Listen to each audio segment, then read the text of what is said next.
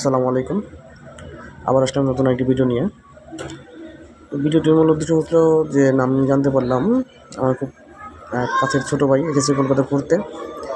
তো বাড়িতে একটি ফোন পাঠানো দরকার ছিল, ওর সাথে যোগাযোগ করি। যোগাযোগ করার পর ও ফোনটি নিতে রাজি হয়। তো আমি তৎক্ষণাৎ ওর সাথে কথা বলে তারিখটা ফাইনাল করে ফেলি, কোথায় কবে কখন দেখা হবে।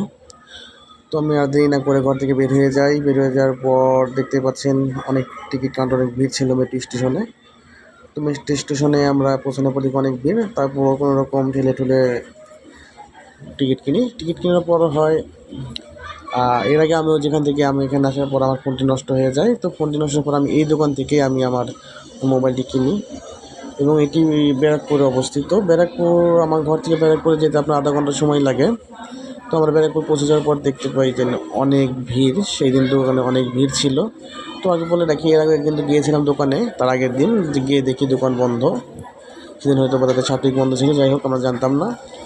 তো সে পরের দিন যাওয়ার পর দেখি দোকানে অনেক ভিড়। তারপর আমরা ভিড় সামলে কোনোরকমভাবে ফোন দেখার সুযোগ পাই। আর এই দোকানটা মানে ফেসবুকে আমরা দেখেছি এত পপুলার বা এত রানিং দোকান, কি বলবো, কখনোই গিয়ে খালি দেখা যায় না। সবসময় দেখি কাস্টমার দিয়ে ভরপুর এবং প্রতিদিন এত পরিমাণ মোবাইল সেল হয়, তা অতুলনীয়। আর একটু বলে রাখি, এই দোকানে আপনি সব রকমের ফোন পাবেন, সেকেন্ড হ্যান্ড, নতুন, আর নির্ভেজাল মোবাইল। এখানে কোনো ঝামেলা নেই। প্রত্যেকটা মোবাইলের সাথে তার ডকুমেন্ট দিয়ে দেয়। আপনি এখান থেকে চাইলে কিস্তিতেও ফোন নিতে পারেন, যে কোনো ফোন, সেটা আইফোন হোক। তো আমরা যেহেতু বাড়িতে ফোন পাঠাবো ব্যবহারের জন্য, খুব একটা দামি ফোন নেওয়ার ইচ্ছে ছিল না। তো আমরা দেখার মধ্যে অনেকগুলো ফোন দেখলাম। আপনার দেখালো Realme, Oppo, Xiaomi, Motorola, Vivo. আমরা আইফোনও দেখার জন্য। তো অ্যাটলিস্ট আমাদের অনেকক্ষণ দেখার পর প্রায় আধা ঘন্টার মতো ফোন আমরা দেখার পর আপনারা দেখতে পাচ্ছেন বিভিন্ন রকম আমরা ফোন দেখার পর আমাদের শেষ পর্যন্ত একটা ভিভো ফোন পছন্দ হয়। তো সেটা আমরা বাড়িতেও কল করে দেখালাম। প্রথম অবস্থায় ভিভো ফোনটা চয়েস করি, তারপর বাড়িতে কল দেওয়া হয়। বাড়িতে কল দেওয়ার পরে আপনাদের ওইটা দেখানো হয় যে ফোনটা পছন্দ হয় কিনা। তো তারা বাড়ি থেকে সম্মতি জানায় যে হ্যাঁ, ফোনটা পছন্দ হয়েছে। তারপরে আমরা অবশেষে ফোনটা নিতে সক্ষম হই। তো দেখতে পাচ্ছেন ফোনটা কেনার পর এখান থেকে তারা এখানে ফোন বিক্রি করে। আমরা যেখানে যাচ্ছি সেটা তাদের আরেকটা দোকানের পাশের দোকান আছে, সেটা আমরা দেখতে পারবেন। তো আমরা যখন কিনেছিলাম ফোনের সাথে অফার চলছিল, ফোনের সাথে আমরা একটা ব্যাগ ফ্রি পাই। হ্যাঁ, সেটা আমাদের এখান থেকে সামনে ওখানে এগিয়ে দেওয়া হবে। আরেকটি বলে রাখি, তো যেদিন আমরা ছিলাম তো সেদিন একটা ছিল আপনাদের একটা উপলক্ষে জন্য অফার চলছিল। দেখতে পাচ্ছেন আমরা পাশে যে মোবাইল এক্সপ্রেস, আমরা চলে আসি দোকানে। এখান থেকে আসার পর আমাদের ফোনের একটি উপরের গ্লাস পেপার লাগিয়ে দেওয়া হয় এবং একটি ব্যাগ উপহার দেওয়া হয়। এটা তাদের আরেকটি শাখা ব্যান্ড। ওখান থেকে যারা ফোন কিনেন তাদের ফোনে যেগুলোর সাথে ফ্রি থাকে, যেমন হতে পারে সেটা ব্যাক প্যাড, হতে পারে ডিসপ্লে গ্লাস, হতে পারে সেটা মোবাইলের ক্যামেরা গ্লাস কভার, এগুলো। তো সেখানে আপনি দেখতেই পাচ্ছেন। এখানে আসার পর আমরা হাতের রিসিপ্টটা জমা দেওয়ার পর তাদের দোকানের আয়োজন কর্মী তিনি এটি লাগিয়ে দিচ্ছেন। তো লাগিয়ে দেওয়ার পরে আমি ভিডিও করি। তো আসলে আমি যে ফোনগুলো ইউজ করি বা এই দোকানের ফোনগুলো খুবই সুন্দর।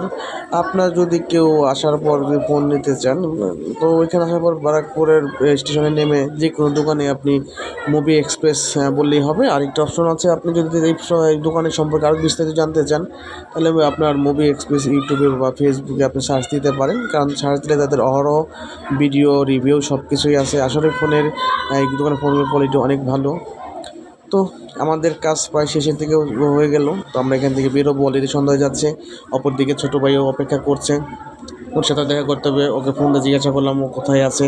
ও বললো ভাই ও নিউ মার্কেট এরিয়ায় আছে, কিছু কেনাকাটা করছে, যেহেতু তার পরের দিনও বাড়ি চলে যাবে। তো বললাম ঠিক আছে, তুমি কেনাকাটা করো, তুমি যেখানে থাকো, আমি তোমার সাথে মোবাইলে যোগাযোগ করে তোমার কাছে আসবো, সমস্যা নেই। বললো ঠিক আছে ভাই, আপনারা আসেন। তো পরে কি আমাদের এখানে কাজ শেষ হয়ে যাওয়ার পর আমরা ওর কাছে যাই। ওখানে যাওয়ার পরে দেখতেই পাচ্ছেন আরেকটি কথা, যে আবার যে আমাদের ব্যাগটি আমরা ফিরে পেলাম।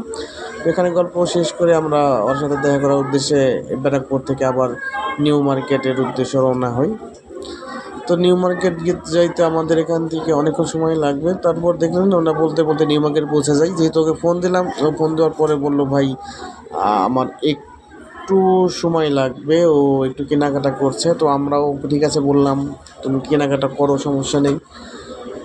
তো ও কেনাকাটা করছে, এই ফাঁকে আমরা মোবাইলে একটি ব্যাক কভার খুঁজি। নিউ মার্কেট এরিয়া, যারা এসেছেন কলকাতা নিউ মার্কেট এরিয়া অনেক ব্যস্ততম এরিয়া, এটা যে এসেছেন তিনি বলতে পারবেন।